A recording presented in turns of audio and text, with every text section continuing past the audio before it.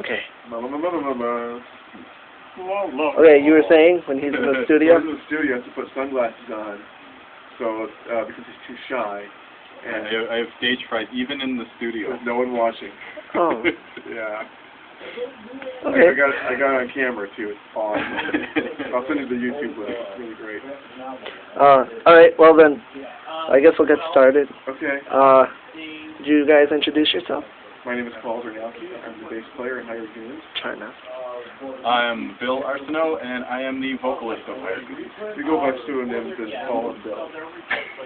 No, wait. Oh. No. It's Homer and Monty. Okay, who's who? Who's Homer, who's Monty? I'm Homer, he's Monty. Homer. And we also have John Beavers and Thomas, who are Preston and Kodos, respectively. Alright. John's not here, and Kodos Is in Tennessee. is in Tennessee now. And you just performed with her. I did. We played played piano versions of 9 of our songs off the new album. So Monty here is now the only member who's performed in every show. He's had a few changes in the last couple of years, but unfortunately Kodos moved away, but we still love her. Should have been me. Should have been you, yeah. Alright, we'll get on with the first question. The song you guys are using for the album is Die Bart Die. Okay. How did you, how'd you compose it? How'd you come up with the idea, Well, that would be you. I guess like all our songs, it's of course a Simpsons gag. So I think that that song was kind of funny. It's one of the heavier songs, and it's I thought Die Bart Die would make like a great metal sort of chorus. So that's the chorus. It's just chanting Die Bart Die. But it was sort of like a metal overreaction because I had written a lighter song. I think Quickie Mart that Paul had a violent reaction to, so I figured I better write a heavier song to make him happy. So yeah, that's kind of where that one came from. I was getting bored with some of the lovey-dovey stuff. I said, come on, we gotta rock. And much to my regret, because that song took forever to record. It took forever to do the bass on. I actually bring a different bass because it was so hard, and I needed a whole different feel to it. But we wrote, but you and Devana. Right, they wrote most of the music on this album. He would go to her place and he would sing it to her, and she'd play the piano. So we have like all these piano demos of the songs, and then later on I might help arrange it a little bit or add a little bit. But pretty much it was him and her. You guys wrote like 99% of the material, except for like one song was written by me, and then he wrote the lyrics. Yeah. So Secret Shanty, which is another heavy one. Super heavy. That's like the heaviest super album. Cool. The chorus is, I think, our most sing-along. Yeah. Yeah. So. We try to have some sing-along stuff. Yeah. Alright, well you said you had piano and bass in there, but what other instruments did you use for Die Bart Die? Well, no, that was just guitar, bass, drums, and yeah, it was written on piano, but meant to be. But played by like classic, rock band. Band. We have a lot of instruments on the album, which took forever. we have some keyboard. We have some wah. We have some there's horns. We got one song, the ska song, so it's got trombone and trumpet. But this one, most of them are pretty straightforward, rock and what have you. Okay. Well, you already said that the genre was more of a metal. It's metal. I wouldn't call that one. It's a punk. It was more aggressive. It's more heavy punk. Yeah, we kind of walk the line. We're obviously very influenced by the Ramones. We actually, when we started the band, we sat down and said, how do we get started? And so we looked at the Ramones music, and it kind of fit with what we were doing and how we were thinking. And so Monty and I, Bill and I, listened to every Ramones. We went out and bought every Ramones record, and we just listened and played along and just kind of broke down everything before we wrote one note and before we auditioned anybody. We wanted to make sure that we had it going, and so I'm sort of like, I don't want to say like a Johnny Ramone because he's kind of a terrible person. Well, you never stole my wife. I haven't stole your wife yet, but he said yet. Yes, that's the qualifier. we got a couple of years to go. Okay. But I kind of like having things go a little more aggressive and heavy, and he writes the sort of the Joey kind of songs that were. Well, yeah, I do. I write the Joey ones, but I also write like the System of a Down. Yeah, well, no, I mean, and the whole reason why I hooked up with him the first, I've known him for like 2 decades now, and he's a very good lyricist, and he can just belt out lyrics left and right, and it's easy for him. I don't know if it's easy for him, but it's easier for him to do that than it is for me to. Well, this has ruined me for writing serious lyrics. The toughest time with or that. long songs. You can't write long yeah. songs now. And when I hear long songs, I just got to turn them off. Yeah.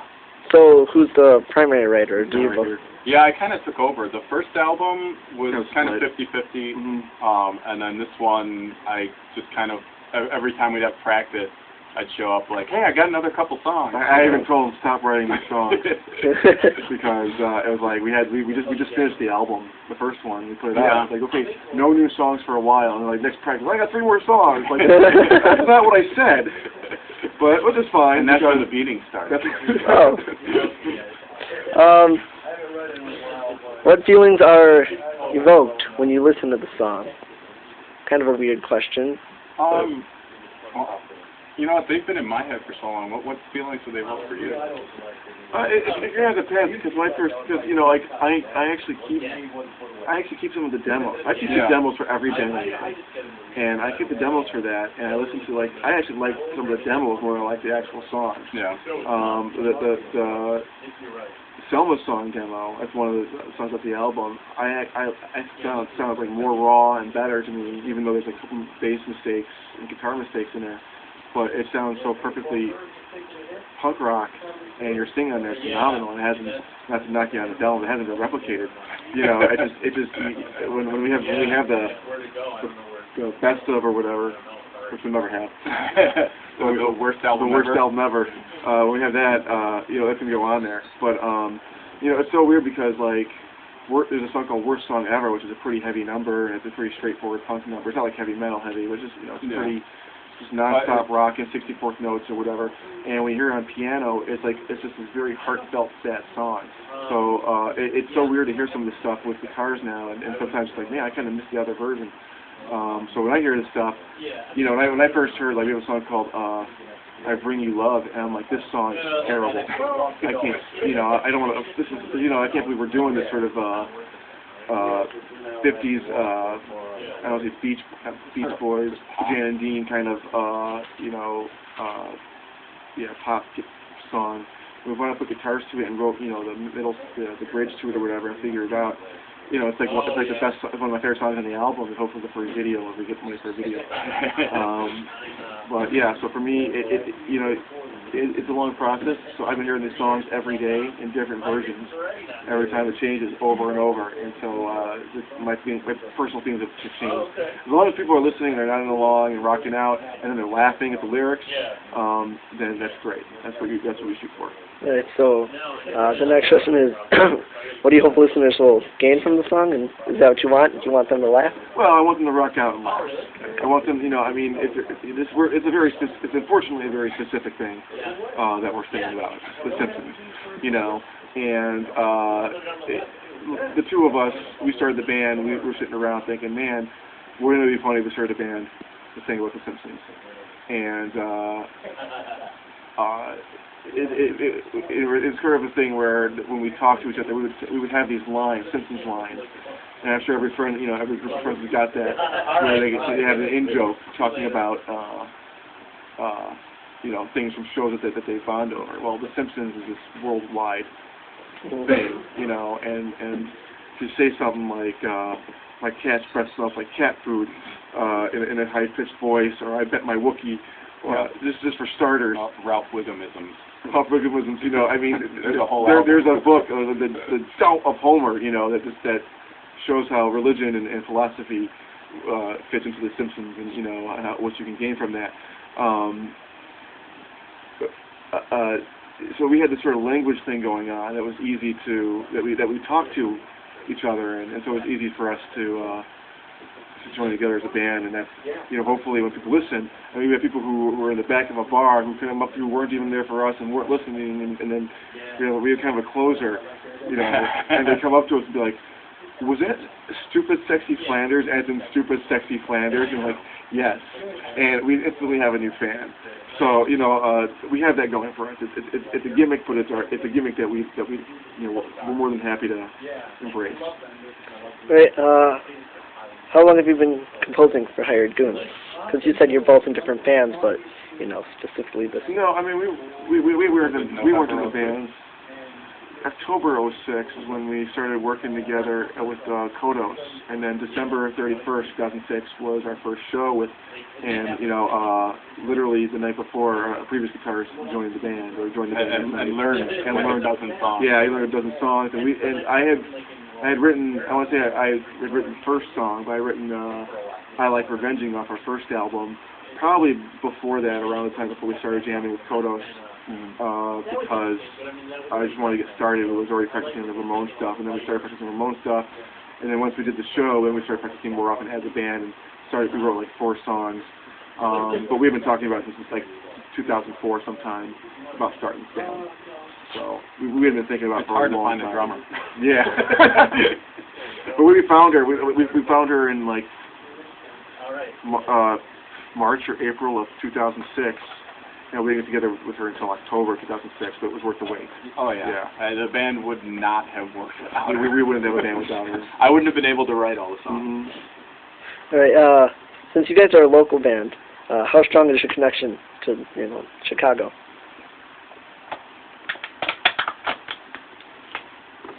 Well, I mean, I'm not sure. I mean, I don't know if we can do this anywhere else.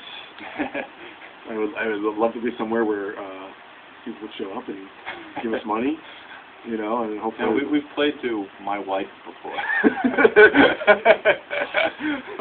But I mean, you know, I've been playing in bands around here for a long time. We used to, I mentioned before camera, I used to edit a magazine called CRC Pulse. He used to write for it, and you know, we used to interview all kinds of people. I put out compilations about their bands. So I'm not new to the music scene. I've just been away from it for a long time. I've been doing theater for the last 6 years, and I learned a lot in theater about stage presence. And I've already been watching bands, and I was always a goofball on stage anyway.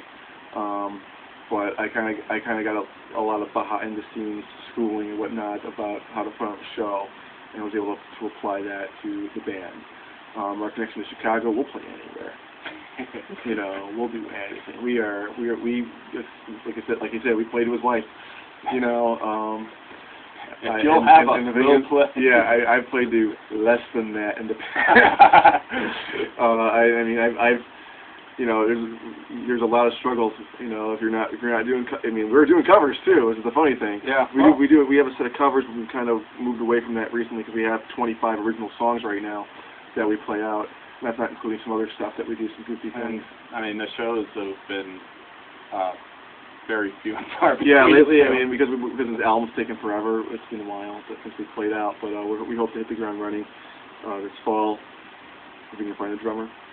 And, yeah, I mean, that's something that, you know, a lot of bands deal with. They had, you know, there's bands that when I see it, like, they're still around, you know, and it's like, where have they been? They had, you know, you had this sort of inactivity around there. I think the city allows that because no one cares if you go away or if you play out too often, you know, and or come back. So we do what we can to keep ourselves out there. That's why I can't wait for this album to come out. That's why we put out like, you know, one mic recording EP, so that we can kind of keep ourselves fresh, our name out there and fresh and what have you, with people. It's like, where's Hired Goons? Well, we haven't played a show, but here's us singing about Spider-Man, or here's us singing about Wolverine. You know, because we do that once in a while, Iron Man, because we're really silly. And we, you know, we're kind of pop culture junkies too. And, yeah. And as I'm sure the author of the article knows, our connection to comics. We have a lot of in-jokes about comics and stuff like that. And when we're bored, which is very frequently, it's easy for us to insert that into the band. We look at their first album cover, we're all wearing Marvel Comics t-shirts. So, yeah. All right, when can the readers expect to see you guys live in Chicago? You mentioned that you had no drummer yet. Hopefully this fall. We have a fill-in drummer. His name is Poochie. Yeah. And he must leave now because he's playing. Hopefully he'll come back from his planet. You know, we can back from his planet. We have this very talented friend of ours who has played guitar for us and filled in, and also played drums for us on many occasions. And when he's free and someone offers a show, we'll be there. So if you're looking for a silly band, give us advance notice, and we'll make sure that we're there. But we're in the process of looking for a drummer. So all kinds. We don't discriminate. We like to have an feminine touch, actually, last time around. But she played hard, though. She played, and she's a little person with a little tiny drum kit. She played so heavy and hard. Yeah, she pounded the hell out of those drums. She produced such a big sound out of it. It's amazing, and that's why we miss her in every level, you know. And she's such a wonderful person. That's why it's like you went down to go visit her. You've got a lot to fill. Yeah, these are huge shoes to fill. You better be an awesome person. You know, and so there you go. The bar is pretty high. Well, we're willing to lower it a lot. Yeah, we're willing to lower it, but geez Louise, I mean, you're talking about her a lot, like jilted lovers. Anyway, but soon, you know, I mean, I'm doing a show with an awesome theater group this fall as well. So it's kind of a conflict.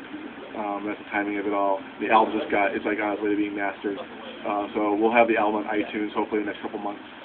And then after that, we'll be hopefully doing shows late fall this winter. All right, well, thank you, guys. Okay, so I need to send you that file, huh?